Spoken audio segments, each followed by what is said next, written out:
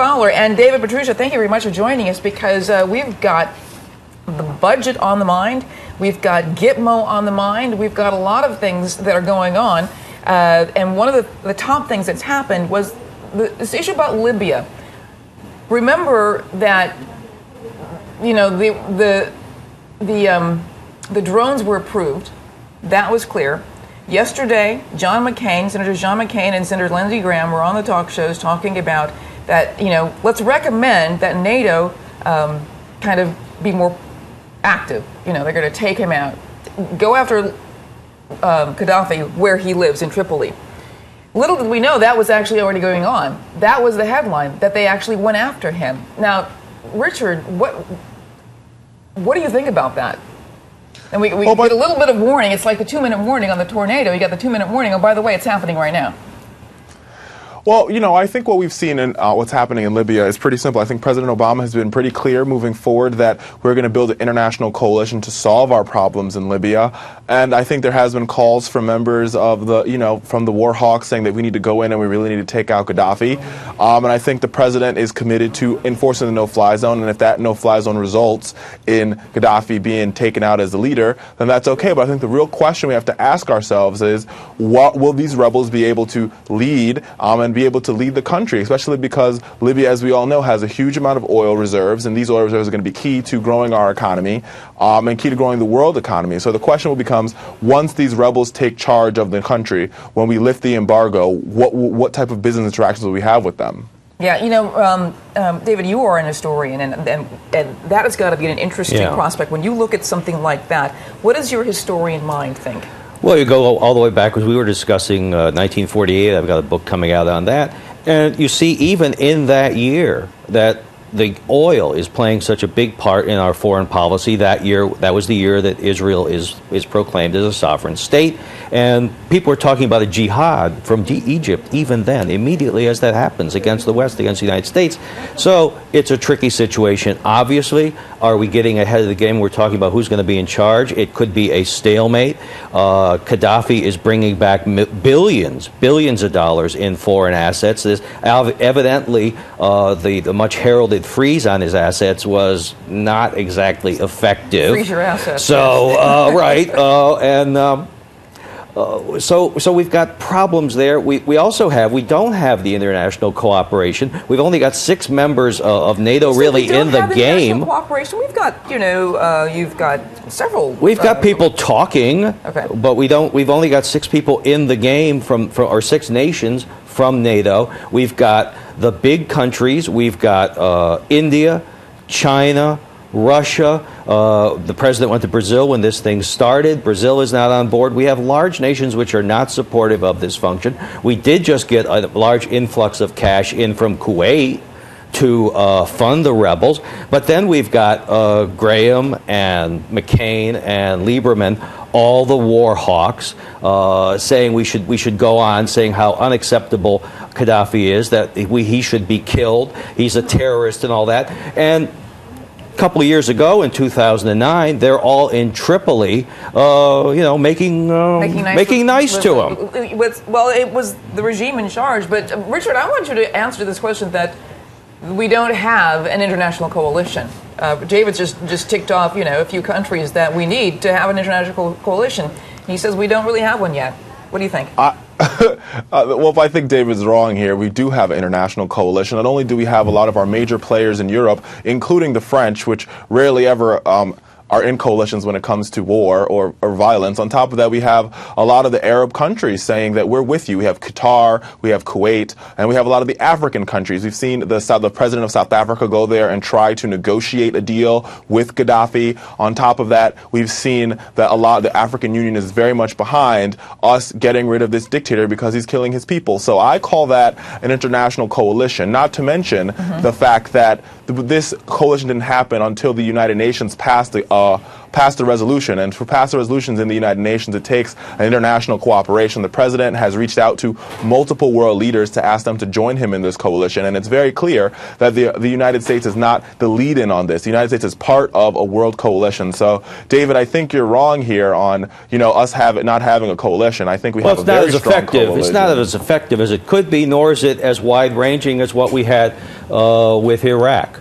So in some sense, hey, Iraq is, as the Middle East is blowing apart, Iraq is the one part which is calm, where a democracy is being established. We're seeing that things are dicey in Tunisia. We're seeing that they're dicey in Egypt. We don't know what's going to happen in Yemen and Syria. But we are seeing in Iraq, where you may laugh, you may jest.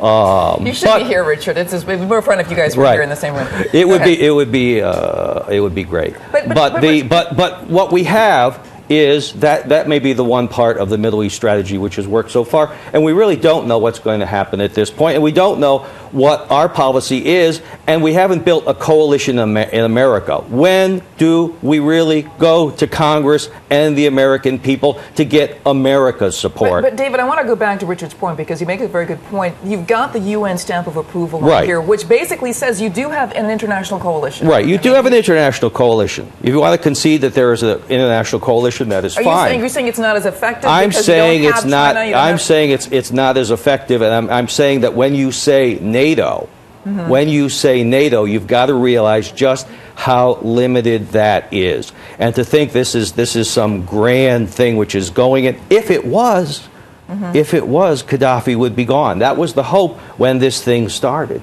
and it's still going on, and we're not quite sure where this is going on, what's going on in Misrata, what's going to happen in Benghazi, and we're seeing who are the good guys. Are there good guys? Because as Richard said, what's going to happen if Gaddafi is gone? We're seeing massacres of people. We're seeing massacres of sub-Saharan Africans in Benghazi, in Libya, and this is not happening from the Gaddafi side, the bad guy side. This is happening from the supposed good guy side. We talked about from last hour as well, Richard, because the issue becomes intelligence. Do we have the intelligence? And I'm not talking about just boots on the ground, but do we have the intelligence rebels and about Gaddafi, about what's going on, and then being able to use that in the current situation? Well, I think we do have the intelligence here. It's pretty simple. I think President Obama, we have our military logistics teams over there. President Obama is committed not to putting any troops on the ground, but he's working with a NATO coalition. We came in, we did what we needed to do to break down a lot of the military infrastructure of the Gaddafi regime, and we put in place a no-fly zone. I think David is right in saying that we should be working on trying to, either get Gaddafi out or get him to leave. But as we all know, this, Gaddafi's insane, and this guy's hiring mercenaries to kill his own people. I think he's certifiable, actually. Yes. Right, he really is. So there's really just no. I mean, when you're dealing with somebody that's insane, there's no telling of what they're going to do. So I think what we've seen here is we've seen the president say to the American people, as well as to the international community, that we're going to be a support in this, and we're not going to be the lead-in on this. The reason I think the president has garnered America's support for this, because we are the nation that upholds democracy across the world. In addition to that, I think it's within the legality framework of this. The president is, we have not declared a war on Libya, and so there's not a necessary reason to go to Congress and say, hey, we're having a war declaration, or I want a blank check to go to a war, as something similar to what George Bush did. I think President Obama is pretty simple. We're going to send in our troops to do what we need to do, which is to take out some of the military bases and be the strategic arm here, because that's what our military is best at doing. And we're going to let the international community step in and help us in this international coalition to remove Gaddafi. Okay, but you said the magic word, though, that always creates conflict in Congress, like Bush did. And, do we really need to go there, Richard? Do we need to talk about George Bush, or can we just go forward and move on? And move on. I think we can talk about George Bush, because George Bush, in the case that we're talking about here, asked Congress for a blank check to go to Iraq for a war that we weren't really sure of what the cause was. At least he asked Congress. Let's put it that way. But it was a declaration of war, Lauren, and that's the distinction here. President Obama is not asking for a declaration of war. George Bush was asking for a declaration of war when they weren't sure of what the cause is or why we were going to war with Saddam Hussein. The reasons changed more than one time over the course of the blank check. I think President Obama has been very clear, and he's been very upfront with the American people. He's come in and said, we are going in for this amount of time to do this one thing, and then we are leaving. That's exactly what we've done. Okay, David, take over. What do you think about that, the whole issue of what Obama's doing as opposed to what President Bush did? Well, the main reason when the president finally addressed the American people was to prevent refugees from flooding, say, Italy or Egypt. And I'm not sure if that is a great selling point to the American people. I mean, certainly we care about people being massacred, but look what's happening this weekend in Syria, which is Gaddafi talked about massacring protesters and the opposition, and Assad is doing it, and we are doing nothing in Syria. And while we are tied up or focused on Libya now, we've got things popping in Yemen, in Syria, and are we going to be free agents to do anything about that? And when we say, oh, the drones aren't being taken away from what we need to do in Afghanistan, yeah, right. Yeah, I don't know. I mean, Richard, one of the questions, and we keep this phrase, and I want to get an assessment of what you think too, is this sort of idea of boots on the ground.